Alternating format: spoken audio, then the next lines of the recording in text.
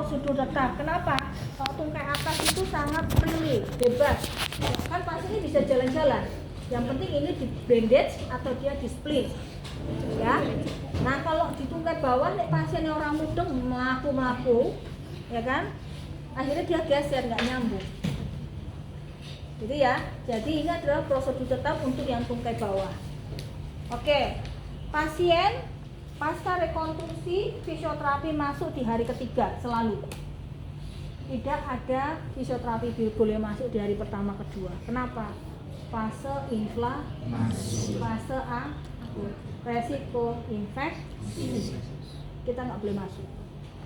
Ya, tadi 1 sampai 2 hari, 0 sampai 2 hari adalah fase inhibition.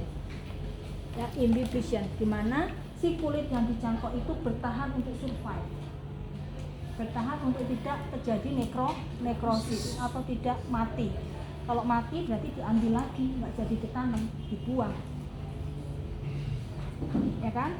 Kemudian next day plan hari lain dia diambil lagi dari bagian mana, tanam sana. Begitu terus. Karena yang ditanam itu belum tentu menerima, bisa juga menolak. Paham ya? Bisa juga menolak. Nah, gagalnya suatu rekonstruksi itu ada banyak penyebab. Salah satunya adalah infeksi. Ya, terjadi infeksi.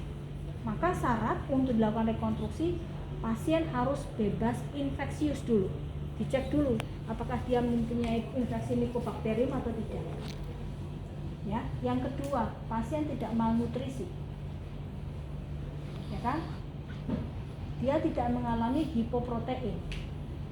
Kalau proteinnya rendah, maka tidak akan mungkin bisa survive ini. Karena protein rendah, resiko terjadi infeksius.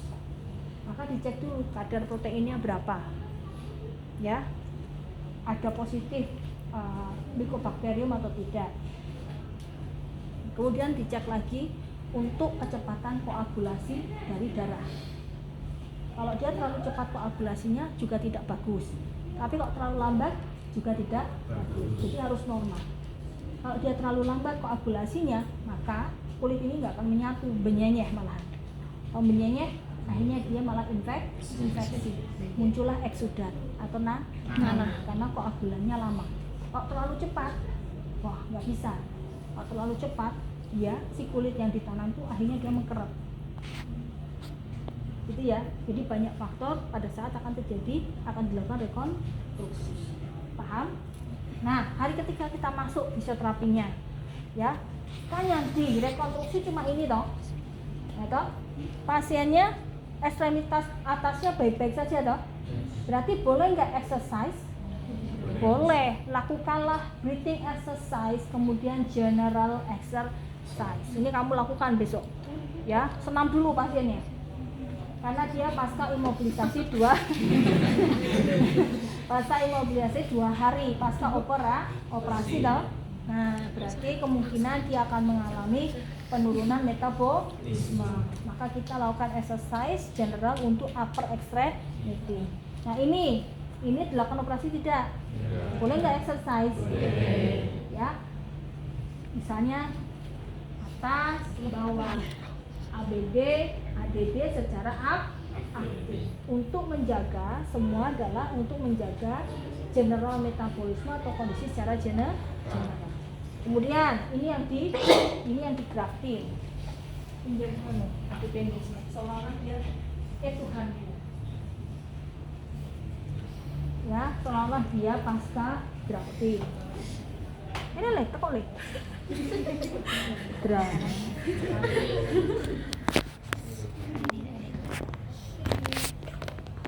Dia pasca grafting.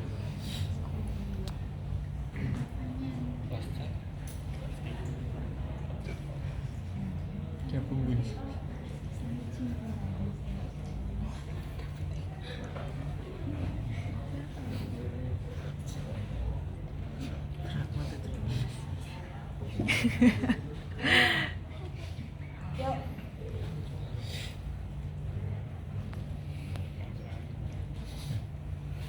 Oke, perhatikan ya, posisinya selalu di posisi mid 90 derajat. Kalau dia begini, dia lengthen, ya, tertarik, posisi mid position. Nah, tadi bilangnya harus bed rest, no wrong exercise kan? Nah, sekarang perhatikan, kalau saya lakukan pelantar fleksi, berubah nggak? Berubah. Dorsal fleksi, Berubah. Oke. Berubah nggak? Berubah, walaupun sedikit. Jadi no wrong exercise yang mengakibatkan perubahan panjang otot. Jadi tarikan pada kulit sampai dengan 5 hari, no wrong exercise. Sekarang saya pegang pelan-pelan. Oke, ABD berubah enggak? Enggak kan? Nah, oke, mid position. Oke, pelan. Asik, kamu taruh aja, taruh. Nah, oke. Kalau pasif tidak akan mungkin terjadi. Wah, potongan musik ini. Makanya niku.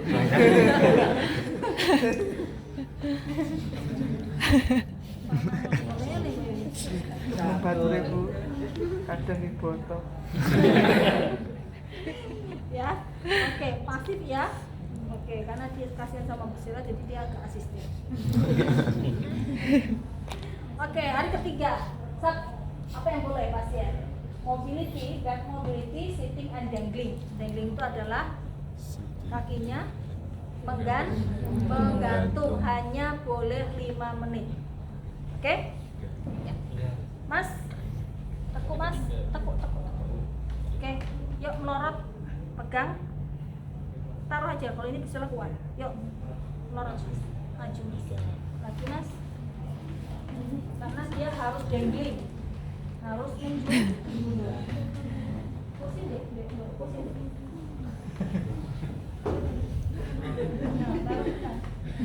Taruh mas, taruh. Posisi lurus mas, lurus. Nah, oke, ini belum dangling. Kaki lurus. Satu.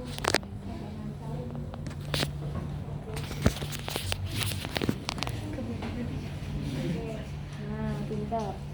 Oke, ambil dangling ya, 5 menit. Oke, mas, kalau kesemutan nanti bilang ya. NWB.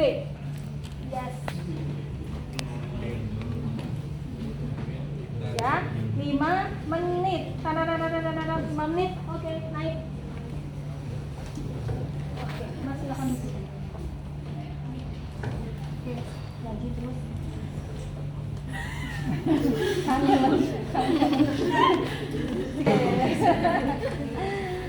Kenapa harus dangling? Vaskularisasi. Iya dong, vaskularisasi. Dia butuh vaskularisasi, ya, butuh vaskularisasi sehingga perlu didanglingan. Tetapi tidak boleh terlalu lama, hanya 5 menit. Ya, kenapa? Karena ada tarikan ke bawah, ada gravitasi juga, sehingga kemungkinan ini bisa geser. Oke, hari keempat sama, tetapi danglingnya 10 menit. 10 menit itu bisa intermittent ya, 5 menit dulu istirahat, 5 menit lagi ya. Kemudian hari kelima ya sama, tetapi tetap apa namanya, transfer training NWB. Minta ini kursinya dulu terus kursinya loro. Mas kayak tadi mas minta walker training. Sekarang baca soal baik-baik, umur berapa? Walker main. Pasien 34 tahun, pasien 40 tahun aja walker. Kerak. Paham ya? Oh, kakek walker terus kamu. Nah, ya jadi kerak. Umurnya berapa? 42.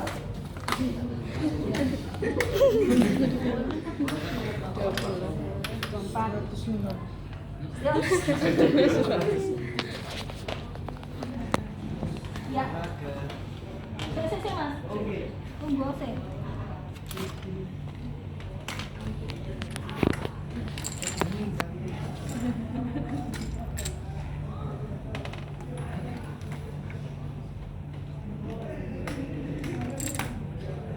NWP.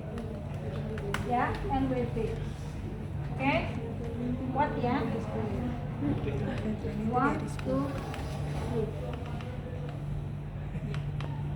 Ya. Oke. 10 menit. Silakan duduk di situ, Mas. Transfer. NWP, transfer.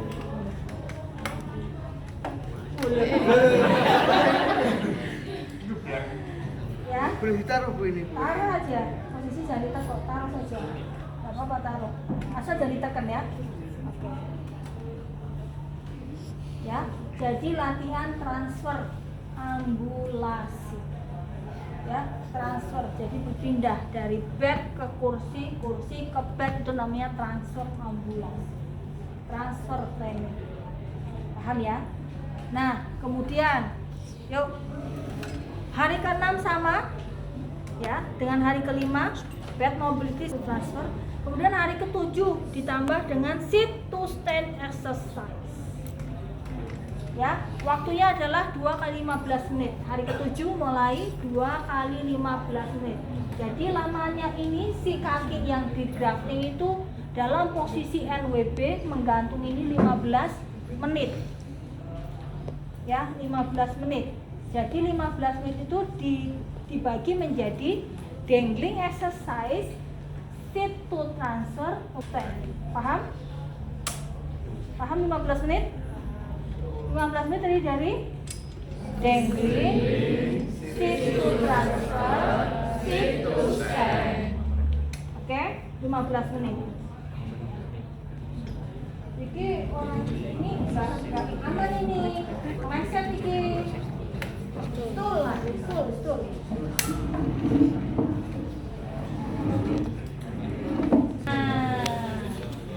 Oke, kita mau sit to transfer Mas, tekelanmu di kene ya Mas. Nah, sit to transfer, sit to stand. Gantungan sik kaki mulai. Tekuk le, totok tekuk le. Totok tekuk sithik. Kakimu, totok fleksi ini. Yang itu fleksi ini. Nah, kita naik ya Mas. 1, 2, 3, hop. Ya, berapa menit dia ngegantung? 5 menit. Ya, 5 menit. NWP lo ya. Nah, 5 menit. Duduk Mas. Ya. Di hari ini kita sit to stand-nya adalah 3 kali. 3 kali. Ya. Kamu pegang mana? Kalau saya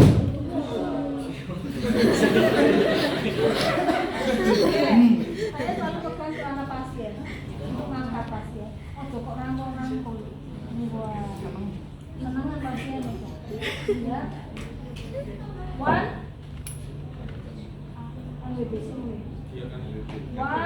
Pokoknya nggak boleh kamu menekankan kaki kananmu ke lantai ya. Oke, 1, 2, 3. Nah, kita angkat tuh. Ini ya. Oke. 5 menit selesai, duduk. Untuk hari ke-8 sama, tetapi lamanya adalah 20 menit. Ya, untuk sit to stand-nya diperbanyak menjadi 5 kali. Ya, masing-masing dia 5 menit untuk dangling pada posisi standing. Kemudian hari ke-9 ya, lama exercise adalah 30 menit. Setelah sit to stand exercise selesai, tambah lagi dia berjalan. Ya kan? Gait training. Ambulasi 5 menit. Dia harus berjalan 5 menit. Berjalan 5 menit. Oke, tarik nafas. Oke, kita lakukan exercise ya. Jalan ya, 5 menit. Dengan kakinya digantung. Kakinya digantung. Yes. Oke. 5 menit kaki digantung. Nah, 5 menit saja. Jalan. Mas, ayo jalan-jalan. Nah. 2 point gate ya. Ya tadi 2 point gate dong. Hah? 1, 3. Ini 2 point gate atau 3 point gate? 3. Tuh. Mana dia 3?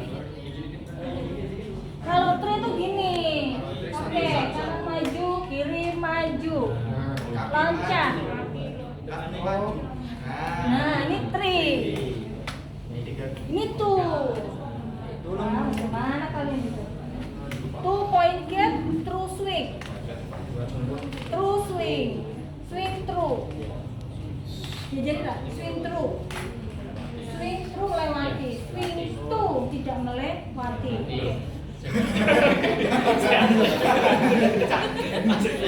Swing two tidak melewati gerak. Berjajar gerak. Berjajar. Nah, itu swing two. Nah, ini swing two. Swing true. Bisa bilang swing true. Melewati gerak. Ini kan nah, ini swing true. 2 point gap swing true. Paham ya? Oke.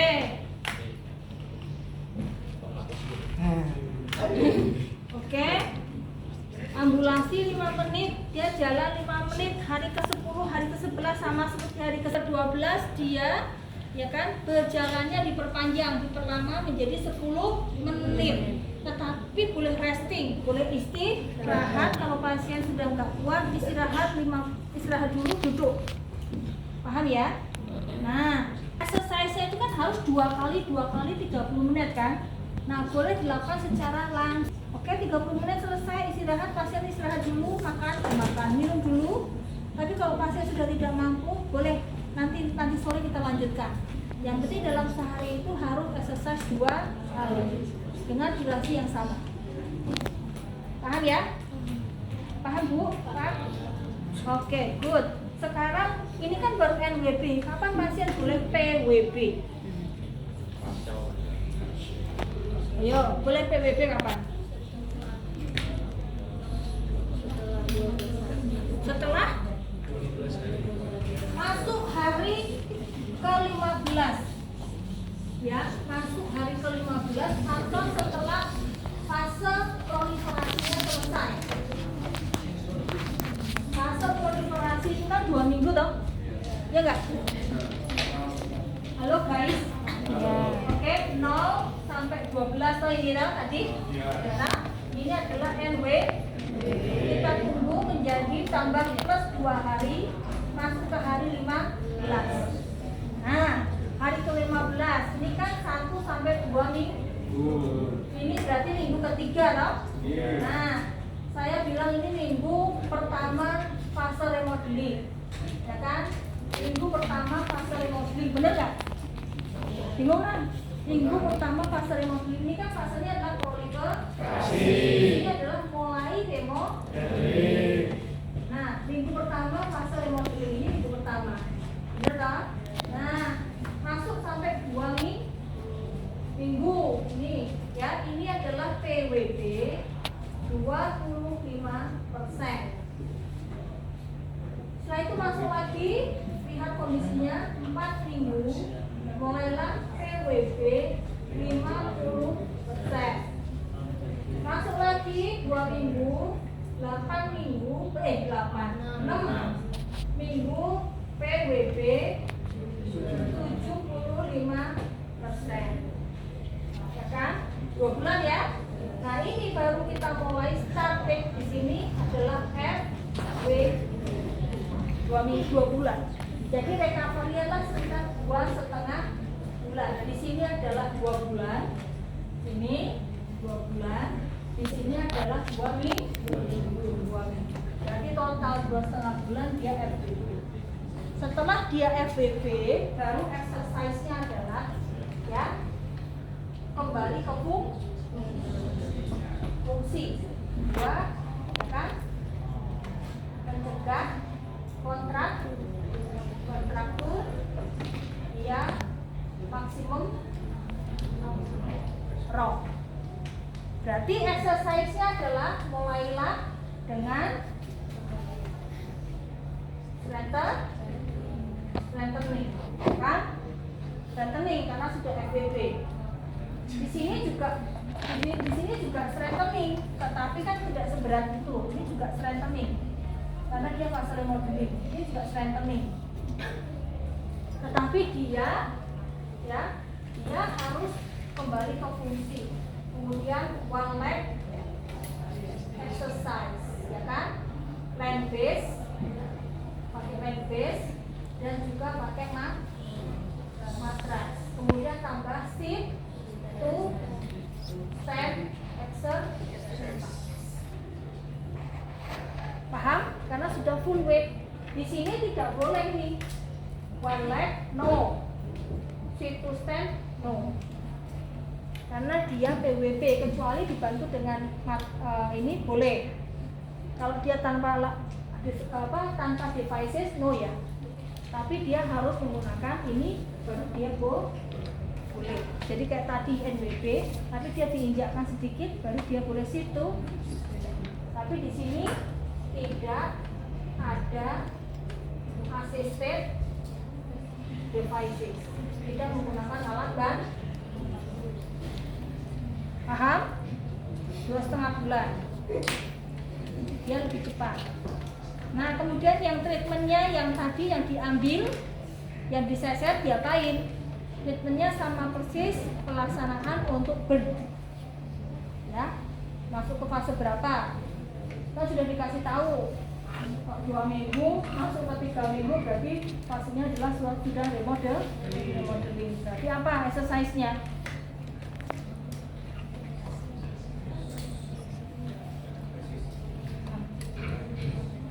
Ada di tabel toh? Ya enggak? Fase remodeling dia exercise-nya apa aja? Ada toh kemarin? Oke, ada ya tapi ya toh. Kok begitu apa? Semester depan santai. Tidak percaya. Memang paling berat itu kalau gasal ya. Gasal itu kan biar flapping. Nah, pencakokan kulit sampai dengan area endo. Nah, ini aja bedanya di sini, endodermis. Ya, pencakokan kulit sampai area endodermis. Oke? Karena dia endodermis berarti dia sudah melibatkan banyak pembuluh darah. Banyak pembuluh darah. Oke? Kalau banyak pembuluh darah dia membutuhkan waktunya agak mundur lagi, ya agak mundur dalam arti nggak mundur di sini tapi ininya tetap sama, cuma mundur di sini. Ini nggak bisa 15, ini plus minus menjadi 16 minggu. Ya, baru kita mulai partial weight di mundur semuanya, ya 16 minggu berarti ini minggu ketiga. 2 sampai 3 minggu, 4 sampai 5 minggu, 6 sampai 7 minggu, kemudian baru 8 sampai 10 minggu. Ini adalah FW. Nah, bedanya ada di situ aja. Tapi prinsipnya sama untuk ini 0 sampai 2 minggunya sama. Kapan dia FWB-nya hanya mundur 1 minggu. Paham? Flapping. Nah, siapa aja yang boleh di flapping? Otot boleh nggak di flapping? Nggak bisa. Yang boleh di flapping itu hanyalah bagian tulang tanpa peritoneon, kemudian tendon tanpa paratenon. Tendon itu kan ada yang keras, ada yang tidak toh. Nah, tendon yang keras itu nggak bisa, tapi kalau tendon yang lunak bisa di flapping. Kalau yang keras seperti Achilles itu tulang tendon yang keras toh. Ini udah. Oke. Nah ini dia penebalan pada tendon, kemudian tendonnya diambil, dia ditutup pakai kulit di atasnya. Ciri-cirinya kalau dilakukan flapping, kulitnya yang diambil, seluruh lapisan kulitnya diambil sampai ketemu namanya fascia. Nah kita lihat nih fascia kan, warnanya putih.